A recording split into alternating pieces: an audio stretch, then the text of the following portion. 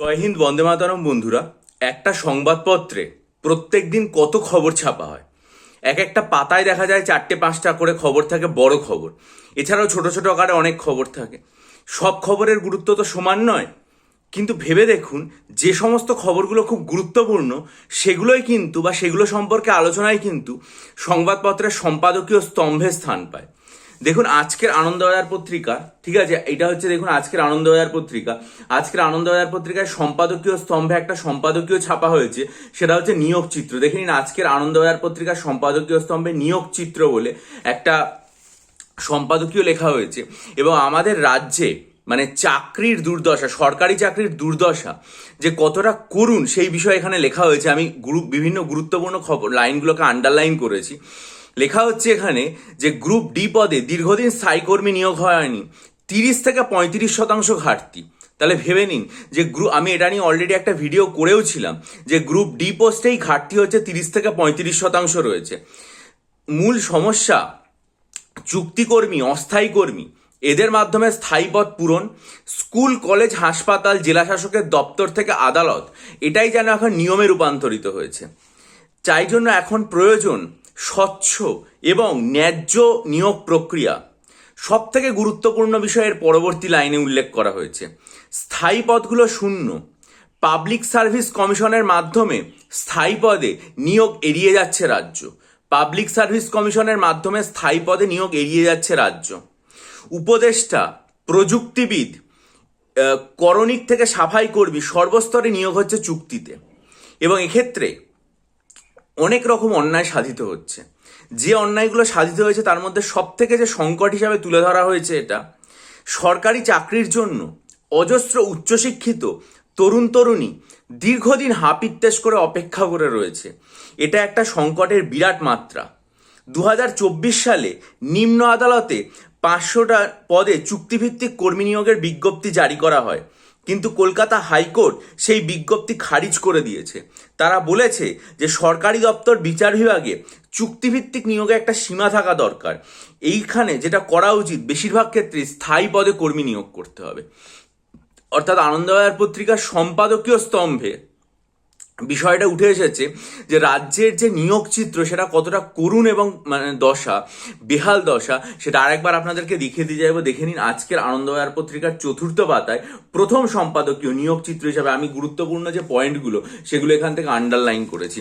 শুধু যে আনন্দবাজার পত্রিকা সেটাই নয়, আনন্দবাজারের পাশাপাশি এই সময় পত্রিকাতেও আর কি মানে এটা নিয়ে খবর প্রকাশিত হয়েছে।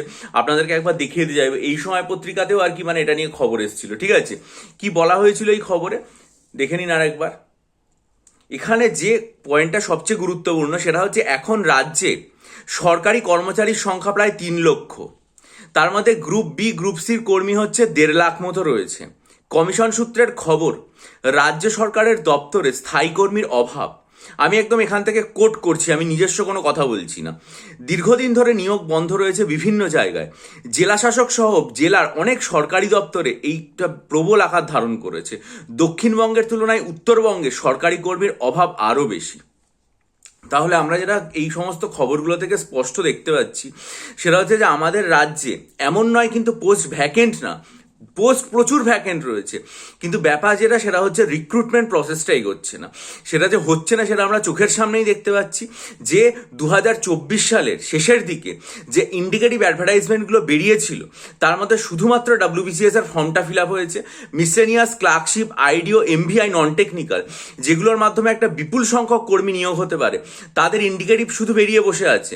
তারপরে কিন্তু কোনোরকমভাবে ডিটেল নোটিফিকেশন আসেনি, তার ফর্ম ফিল আপ হয়নি এবং কিছুই শুরু হয়নি। ঠিক আছে, 2025-এর WBCS এর নোটিফিকেশন হয়েছে এবং বাকি কোনো প্রক্রিয়াই আর কি মানে শুরু হয়নি ইন্ডিকেটিভ। অর্থাৎ আমরা একটা বছর থেকে মানে সুনির্দিষ্ট বছরের পরীক্ষাগুলো থেকে প্রায় 2 বছর মতো পিছিয়ে গেছি।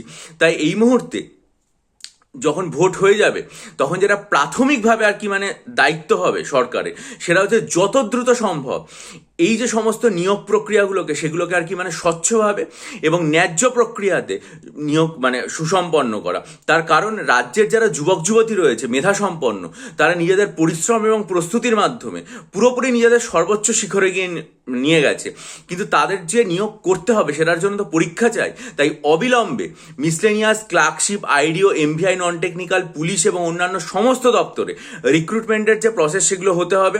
এবং মানে ভোটের পরে যখন আর কি মানে সরকার আসবে, তারা যেন অবশ্যই আর কি মানে এটাকে যত দ্রুত সম্ভব নিয়োগ করে।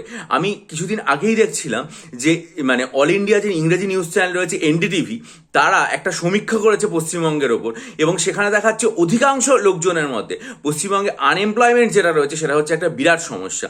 তাহলে উচ্চশিক্ষিত এবং শিক্ষিত যুবক যুবতীরা তারা তো মুখ চেয়ে আছে তারা কবে প্রশাসনে জয়েন করবে এবং নিজেদের যে কাজ সেটার মাধ্যমে প্রশাসনকে এগিয়ে নিয়ে যাবে।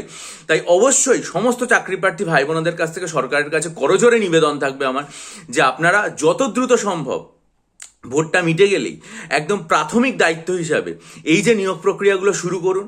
পিএসসি, পিআরবি, অন্যান্য যা যা সংস্থা রয়েছে, মিউনিসিপ্যাল সার্ভিস কমিশন বা অন্যান্য যে কোনো সংস্থার মাধ্যমে নিয়োগটাকে প্রাধান্য দিন।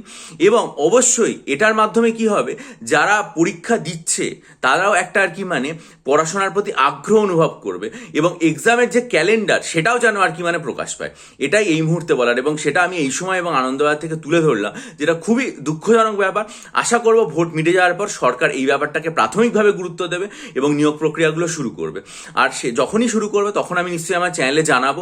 তার আগে আপনারা যদি মনে করেন WBCS এর জন্য আমার কাছ থেকে 48টা মক টেস্ট নেবেন, সাইকোলজি অপশনাল স্টাডি মেটেরিয়াল নেবেন এবং ডেসক্রিপটিভ বাংলা ইংরেজি স্টাডি মেটেরিয়াল নেবেন, তাহলে ইমেলের মাধ্যমে যোগাযোগ করুন। ভালো থাকুন, বিজয়ী হন, সফল হন। চ্যানেলটা সাবস্ক্রাইব করে বেল আইকন প্রেস করে দিন। আপনাদের মূল্যবান মতামত দিন কমেন্ট সেকশনে, ভিডিওটা শেয়ার করুন বন্ধুদের সাথে এবং হাইপ করুন, ভিডিওটা লাইক করে বন্ধুদের মাঝে ছড়িয়ে দিন। ভালো থাকবেন।